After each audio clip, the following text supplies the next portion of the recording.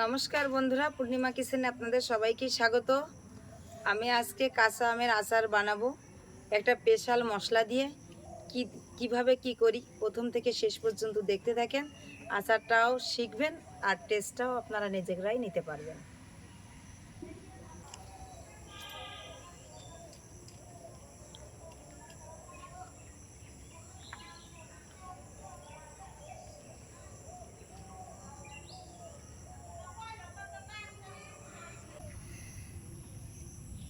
আমটা আমি ধুয়ে কেটে নেব।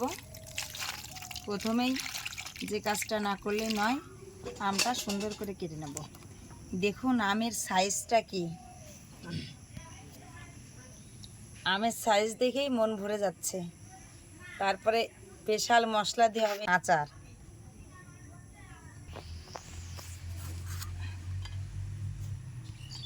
একে একে আমগুলো আমি সব কেটে নেব।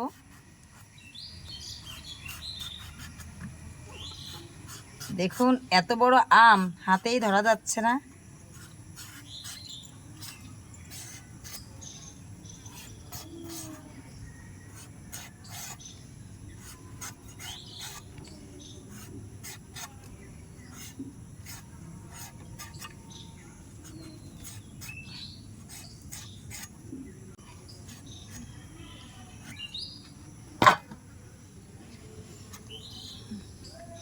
এই দেখুন এই আমগুলো কিন্তু বিচি আমের আটিটা অনেক শক্ত হয়ে গেছে, কাটতে কিন্তু অনেক কষ্ট হচ্ছে।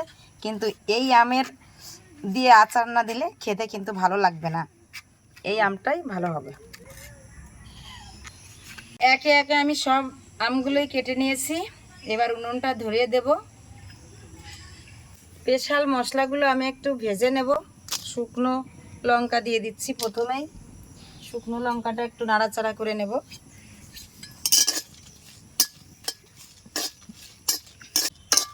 লঙ্কাটা আমার ভাজা হয়ে গেছে, এবার আমি তুলে নিচ্ছি।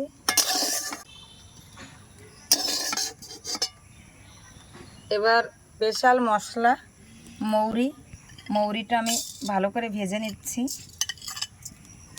মৌরিটা একটু নাড়াচাড়া করে নিয়ে জিরে দিয়ে দেব।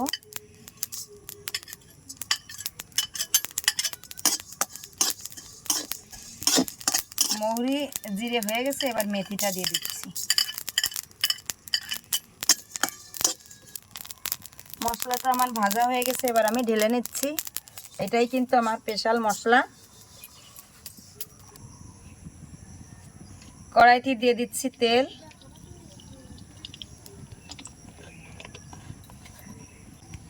তেলের উপরে দিয়ে দিচ্ছি পাঁচফোড়ন,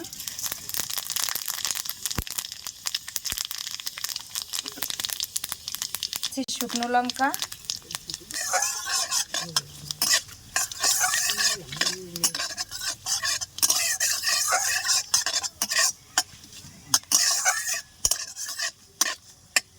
মশলাটা আমার হয়ে গেছে। এবার আমটা আমি দিয়ে দিচ্ছি।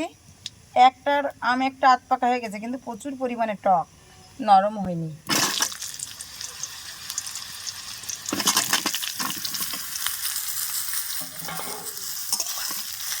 আমটা দিয়ে হালকা আছে আমি ভালো করে নাড়াচাড়া করে নিচ্ছি। আমটা দিয়ে কিন্তু বেশি জাল দেওয়া যাবে না, জাল দিলে কিন্তু ভালো হবে না। হালকা আছে সুন্দর করে নেড়ে নেব।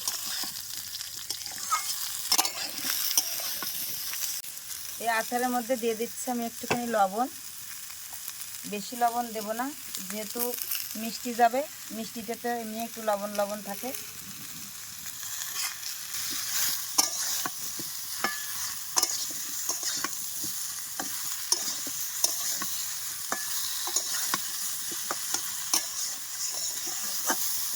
এবার আমি স্পেশাল মিষ্টিটা দিয়ে দেব, কারণ এখন তো সবাই আমের আচার বানাচ্ছি চিনি দিয়ে, গুড় দিয়ে। আমি বানাবো বাতাসা দিয়ে। বাতাসার মিষ্টিটা কিন্তু অনেক সুন্দর, আর বাতাসা দিয়ে আমের আচার বানালে, যে কোনো চাটনি বা আচার বানালে খুবই টেস্ট হয়।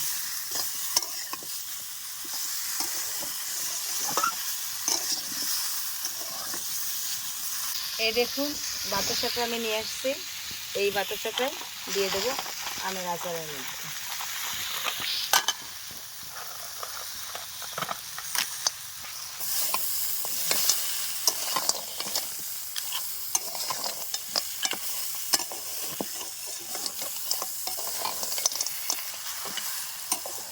এটা দিয়ে কিন্তু একটুও জল দেওয়া যাবে না।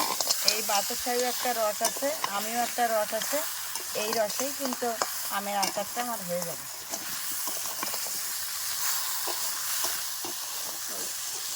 জল ছাড়া আমের আচার। এই আচারটা ফ্রিজেও রাখা লাগবে না, এমনিতেই অনেক দিন বয়ামে রেখে খাওয়া যাবে।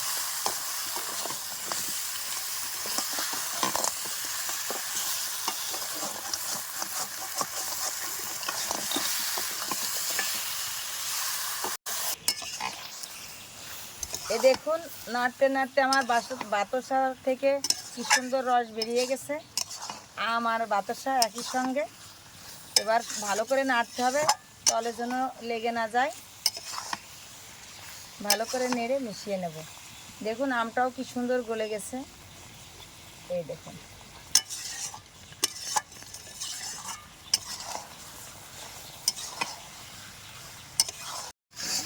এই দেখুন আমার আমের আচারটা নাড়তে নাড়তে রসটাও শুকিয়ে গেছে, একদম গায়ে গায়ে লেগে গেছে। এবার আমার ভেজে রাখা মশলাটা আমি দিয়ে দেব। দেখুন আমগুলো কিন্তু এরকম আস্তই থাকবে, বেশি ভালো করে নাড়তে হবে, বেশি নাড়াচাড়া করলে কিন্তু ঘুটবে না। আমটা এরকম আস্তে আস্তে থাকলে আচারটা খুব মজা লাগবে খেতে। ভেজে রাখা মশলাটাই আমি গুঁড়ো করে নিয়ে আসছি, সেই মশলাটাই আমি দিয়ে দিচ্ছি।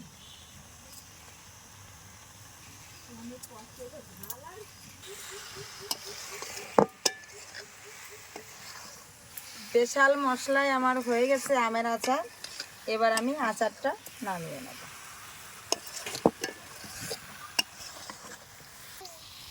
আজকে স্পেশাল মশলা দিয়ে টক ঝাল মিষ্টি আমের আচার।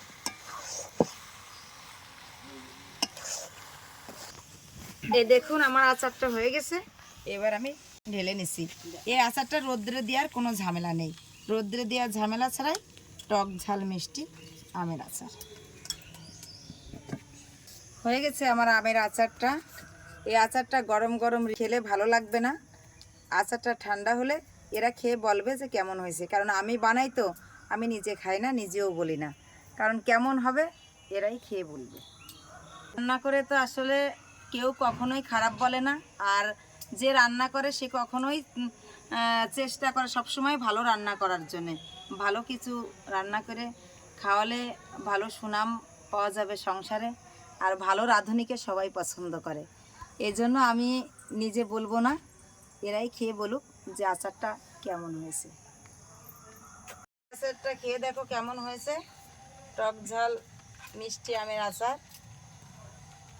বেশি দিব না, কারণ কমই বানিয়েছি।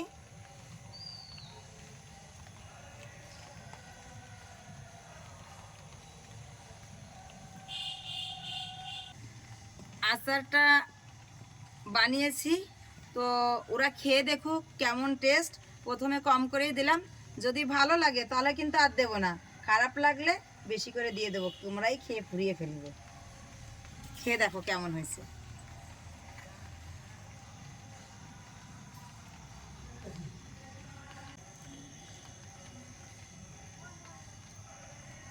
আসলে এই আচারটা খুবই সুন্দর হয়েছে, মানে একদম টক ঝাল মিষ্টি, অনেক সুন্দর হয়েছে আচারটা। আপনারা এইভাবে বাড়িতে বানাবেন, একদম অসাধারণ লাগছে খেতে।